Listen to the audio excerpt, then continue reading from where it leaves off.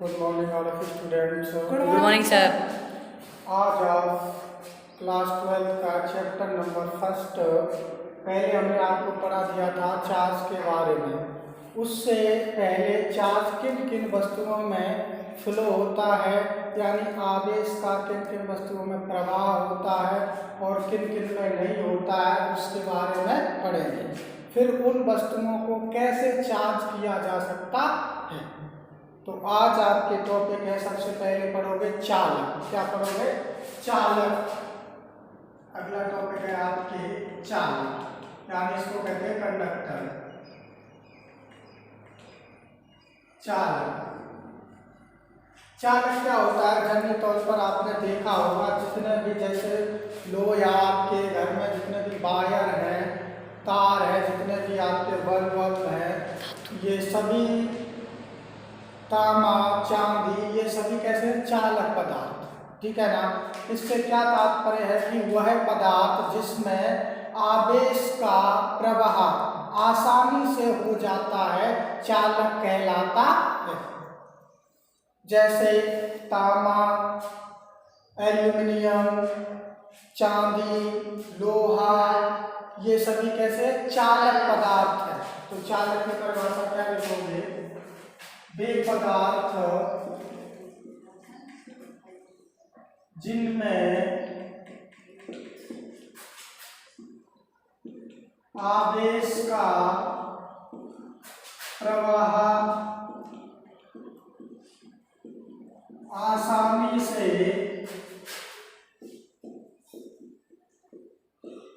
हो जाता है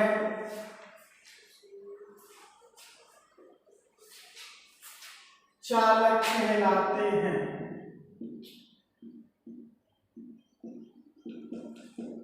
चालक कहलाते हैं।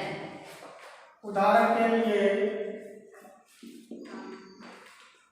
इसमें लिखोगे, उदाहरण के लिए जैसे सबसे चांदी, चांदी क्या है? चांदी विद्युत का सर्वोत्तम चालक है। कैसा है? सर्वोत्तम चालक है। चलो ठीक है ना। उदाहरण में लिखोगे चांदी, तांबा, एल्यूमिनियम, लोहा आदि, ये सभी कैसे चालक पदार्थ हैं। जब हम चालक पदार्थ को आवेश देते हैं, क्या देते हैं? चार्ज, तो वह आवेश उसकी बाहरी सतह पर फैल जाता है। जब आवेश चालक पदार्थ को दिया जाता है तो आवेश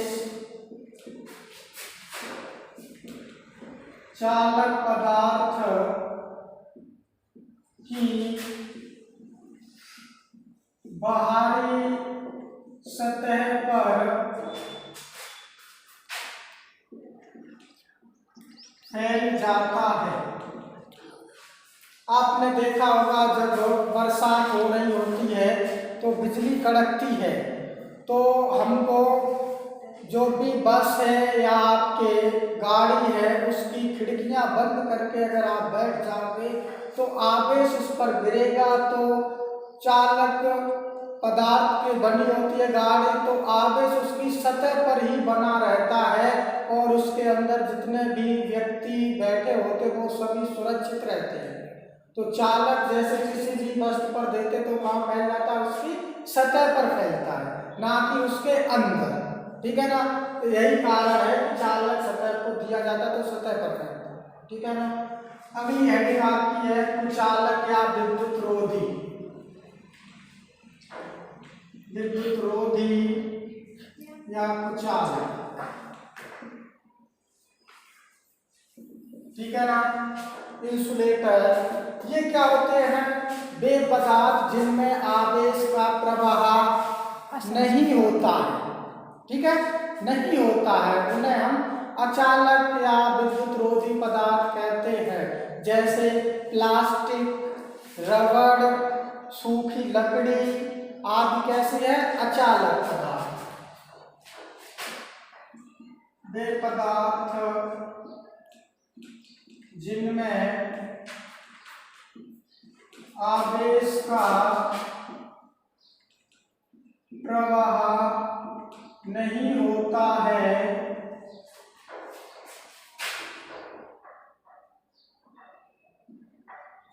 अचालक कहलाता है।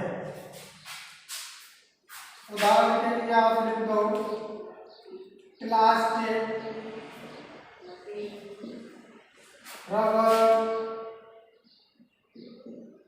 सूखी लकड़ी,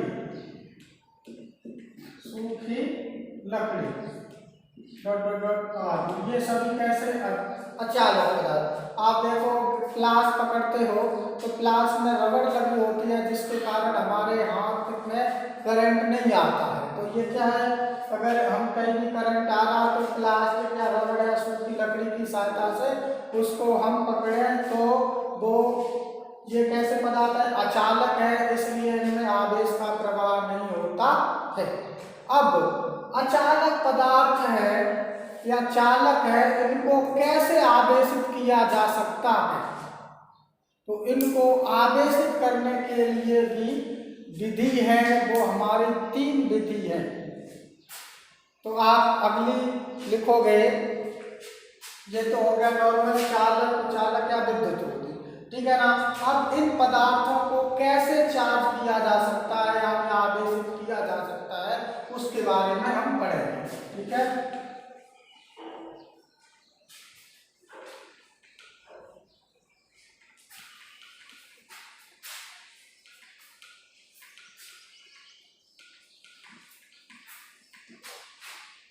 अब हेडिंग लिखोगे विद्युत आवेशन की विधियां। विद्युत आवेशन की विधियां जनरली तौर पर ये 3 प्रकार की विधियां हैं, ठीक है ना। नंबर 1 है घर्षण द्वारा आवेशन। घर्षण द्वारा आवेशन आपने 11वीं क्लास में पढ़ा था कि जब 2 वस्तुओं को आपस में रगड़ा जाता है तो उनके मध्य एक विरोधी बल लगता है, जिसे हम घर्षण कहते हैं।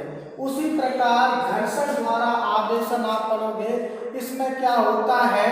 2 उदासीन वस्तु में घर्षण बल्कि आवेश उत्पन्न नहीं करता, क्या करता है? इसमें 2 उदासीन वस्तुओं को आपस में रगड़ा जाता है तो एक वस्तु से दूसरी वस्तु में या दूसरी वस्तु से पहली वस्तु में इलेक्ट्रॉनों का स्थानांतरण हो जाता है, जिससे वस्तु आवेशित हो जाती है, ठीक है ना।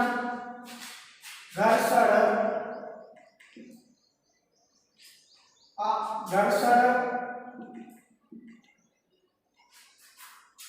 सही से परिभाषा लिख लो। जब 2 कैसी वस्तुएं होनी चाहिए? उदासीन होनी चाहिए। उदासीन का मतलब दोनों पर इलेक्ट्रॉन प्रोटॉनों की संख्या बराबर। जब 2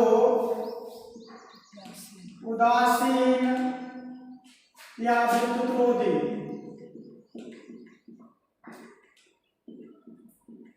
वस्तुओं को आपस में रगड़ा जाता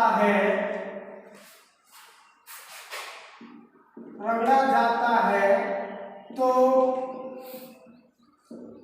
एक वस्तु से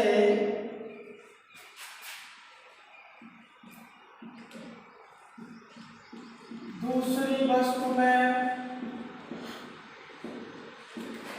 या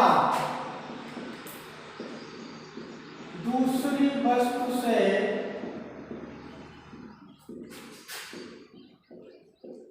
पहली वस्तु में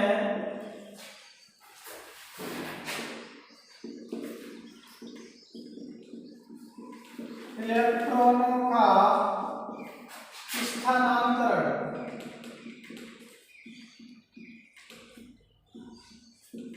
हो जाता है, जिससे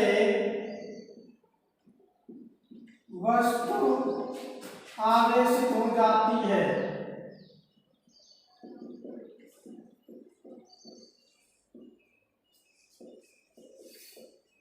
जिससे वस्तु आवेशित हो जाती है, जिसमें इलेक्ट्रॉन, जो वस्तु इलेक्ट्रॉन ग्रहण करेगी वो ऋण आवेशित हो जाएगी, जिसमें इलेक्ट्रॉन त्यागेगी वो कैसे हो जाएगी, धन आवेशित हो जाएगी।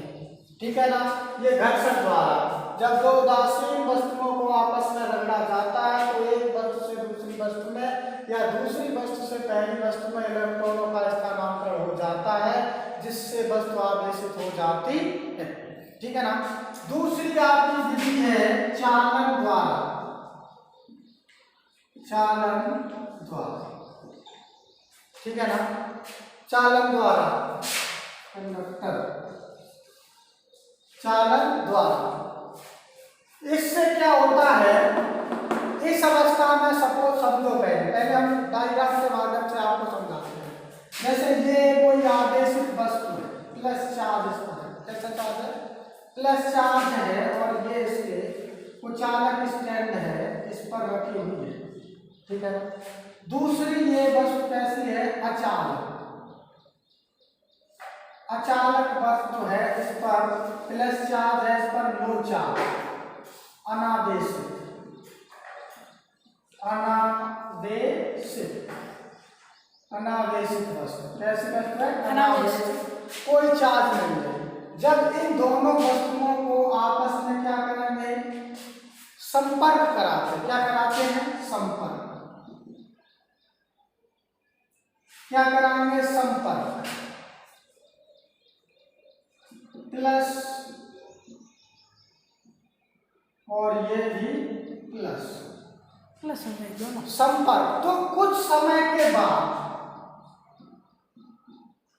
कुछ समय बाद दोनों वस्तुओं पर आवेश प्लस प्लस हो जाता है। क्या हो जाता, दोनों वस्तुओं पर आवेश प्लस प्लस हो जाता है। फिर इन दोनों को अलग अलग आप रख दोगे तो ये कैसे हो जाएगी, प्लस प्लस प्लस, यानी चार्ज अवस्था में आ जाए। ठीक है ना। अब हमने क्या देखा कि एक आवेशित वस्तु को अनावेशित वस्तु से संपर्क कराते हैं। संपर्क कराने के बाद कुछ समय बाद जो आवेशित वस्तु होती है, जो अनावेशित वस्तु होती है, उस जो वह वस्तु आवेशित वस्तु के समान आवेश चार्ज ग्रहण कर लेती है। इसे हम आवेश का चालन कहते हैं, चालन द्वारा आवेशन कहते हैं। तो परिभाषा आपकी सिंपल सी है, जब एक आवेशित वस्तु को, जब आवेशित वस्तु को अनावेशित वस्तु से संपर्क कराया जाता है तो कुछ समय बाद अनावेशित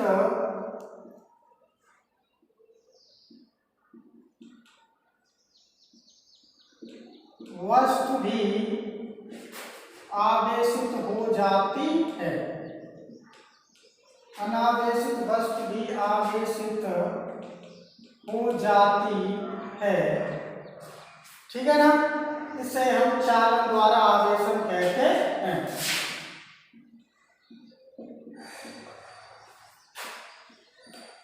इसे चालन द्वारा आवेशन कहते हैं। ठीक है ना। पहली विधि घर्षण, दूसरी विधि चालन। इसमें क्या, एक आवेशित वस्तु को अनावेशित वस्तु के संपर्क कराया जाता है। संपर्क कराने के बाद कुछ समय बाद जो आवेशित वस्तु पर चार्ज होता है वो अनावेशित वस्तु पर भी आ जाता है। इसमें क्या किया जाता है, इसमें आपस में रफ यानी रगड़ा जाता है, इसमें सिर्फ संपर्क कराया जाता है। ठीक है ना। तीसरी विधि है आपकी प्रेरण द्वारा आवेशन। किसके द्वारा, प्रेरण द्वारा आवेशन।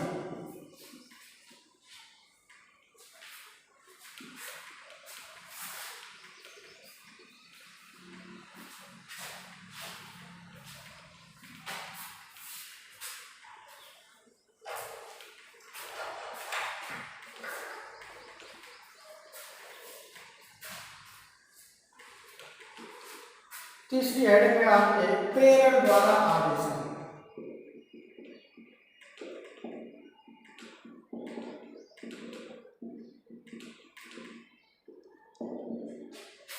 इसमें क्या है, इसको भी डायग्राम से समझिए। ये कोई अनावेशित वस्तु है।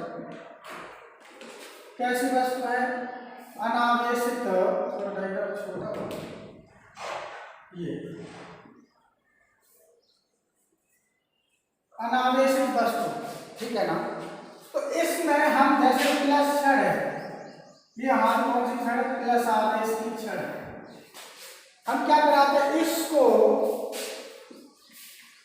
प्लस छड़ से इसके पास लाते हैं। क्या लाते हैं, इसके पास लाते हैं, संपर्क नहीं कराते हैं। क्या करते हैं, पास लाते हैं लेकिन संपर्क नहीं कराते हैं। तो ये छड़,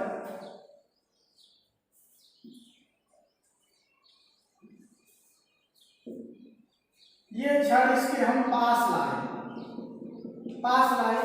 तो ये अनावेशित वस्तु है, इसका क्या हो जाता है, ध्रुवण हो जाता है। ध्रुवण का मतलब होता है जिधर प्लस है उधर माइनस आवेश आ जाता है और दूसरी तरफ प्लस प्लस आवेश चला जाता है। ये क्या हो गया, ध्रुवण। क्योंकि इसमें इलेक्ट्रॉन प्रोटॉन बराबर है। अब जब हम प्लस की छड़ लाए तो इलेक्ट्रॉन इधर यानी प्लस की तरफ आकर्षित करेंगे और ये दूर, तो इस वस्तु का क्या हो गया, ध्रुवण हो गया।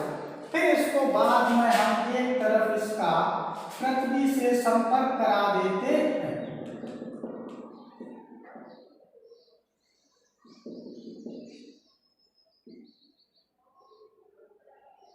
किससे करा दिया, ये पृथ्वी से संपर्क करा दिया। पृथ्वी से संपर्क करा दिया तो ये प्लस आवेश कहाँ चला गया, पृथ्वी में चला गया। फिर आपको इस छड़ को भी हटा दिया और ये छड़ पर पूरा आपका नेगेटिव चार्ज फैल गया। कौन सा चार्ज फैल गया, नेगेटिव चार्ज फैल गया। ये छड़ कौन सा होगा, नेगेटिव चार्ज। यानी प्लस का हम करेंगे तो माइनस का मिलेगा, माइनस का करेंगे तो हमें प्लस का मिलेगा। ठीक है ना। तो इससे हमको क्या समझ में आ रहा है कि बिना स्पर्श कराए, अब इसमें कोई स्पर्श कराए नहीं कराए, बिना स्पर्श कराए दूसरी वस्तु पर विपरीत प्रकार का आवेश उत्पन्न होना ही प्रेरण कहलाता है। ठीक है ना। तो परिभाषा आपकी क्या लिखोगे, बिना या बगैर, बिना बगैर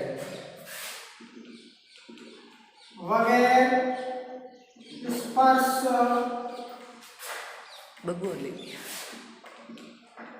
बगैर स्पर्श कराए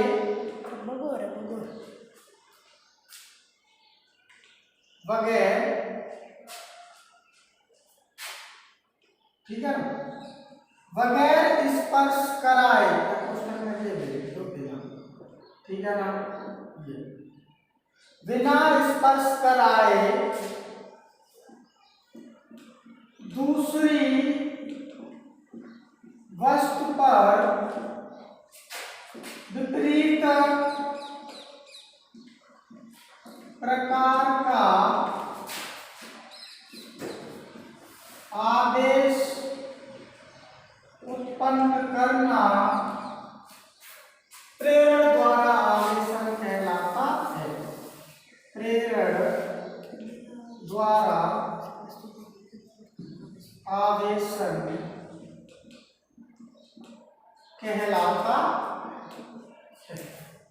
ठीक है ना। तीनों एक साथ देख लीजिए आवेशन की विधियां। सबसे पहले था घर्षण। घर्षण में क्या किया जाता, दोनों वस्तुओं को आपस में रफ कराया जाता था, यानी रगड़ा जाता था, तब आवेश इलेक्ट्रॉन स्थानांतरण होता था। दूसरा था चालन। चालन में सिर्फ संपर्क कराया गया, ठीक है ना। और प्रेरण में बिना संपर्क कराया, यानी दूर से ही हमको बगैर स्पर्श कराए विपरीत प्रकार का आवेश उत्पन्न करना क्या कहलाता है, आवेश का प्रयोग। ये आवेशन की विधि, ठीक है ना। अगले आप टॉपिक में पढ़ोगे आवेश के गुणधर्म, ठीक है ना।